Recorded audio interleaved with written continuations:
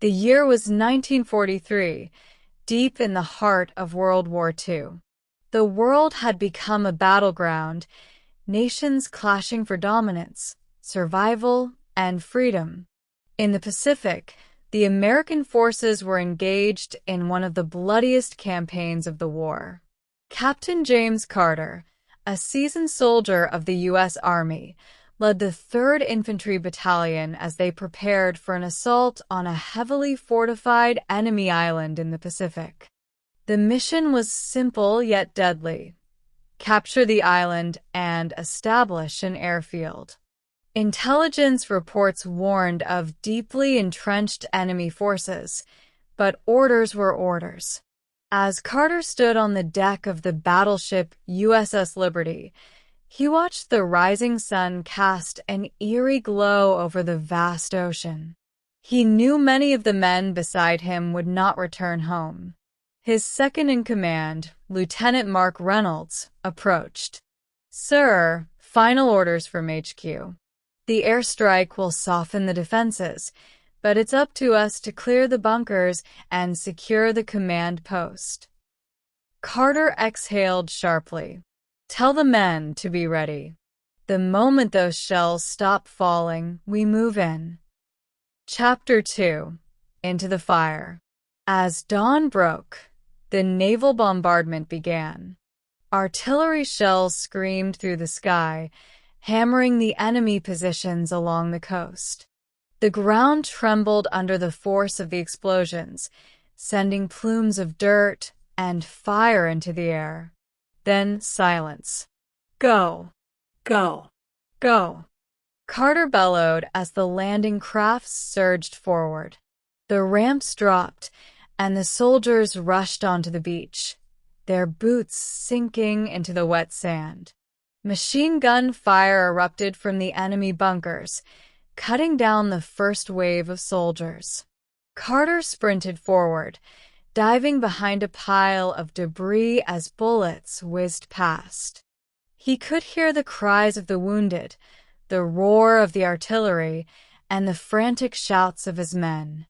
"Reynolds, we need to take out those bunkers," he yelled over the chaos. Reynolds nodded and motioned to a group of soldiers armed with flamethrowers and grenades. They pushed forward, weaving through the carnage as gunfire ripped through the air. One by one, the bunkers fell. Explosions rocked the shoreline as the Americans cleared a path inland. The enemy retreated deeper into the jungle, forcing Carter and his men to press forward. Chapter 3. The Jungle of Death. The dense jungle was a nightmare, humid, dark, and crawling with enemy snipers. Every step felt like walking into a trap. The Americans moved cautiously, their rifles aimed at every rustling leaf. Suddenly, an ambush. Gunfire erupted from the trees, cutting down 3 soldiers instantly. Carter dove for cover, firing back as the enemy rained bullets down from hidden positions. "Flank them," he shouted. Reynolds and a squad of men looped around, taking the enemy by surprise. Grenades exploded, sending shrapnel flying. After a brutal firefight, the jungle fell silent once more. Carter surveyed the aftermath. Bodies littered the forest floor, both enemy and his own men.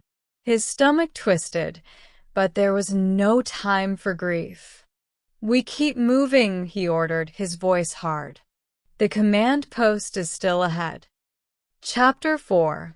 The Final Stand. By nightfall, they reached the enemy headquarters, an underground bunker reinforced with steel and concrete. The enemy had barricaded themselves inside, ready to fight to the death.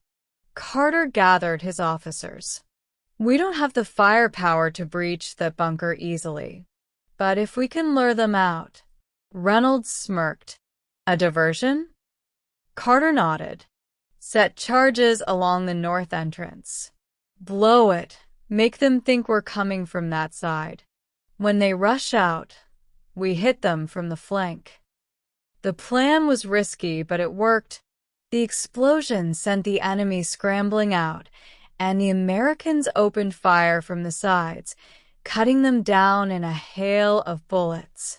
The battle raged for an hour, but in the end, the Americans prevailed. Chapter 5: Victory and Loss. As the sun rose the next morning, Carter stood amidst the ruins of the battlefield. The enemy was defeated, the island secured, but at a heavy cost.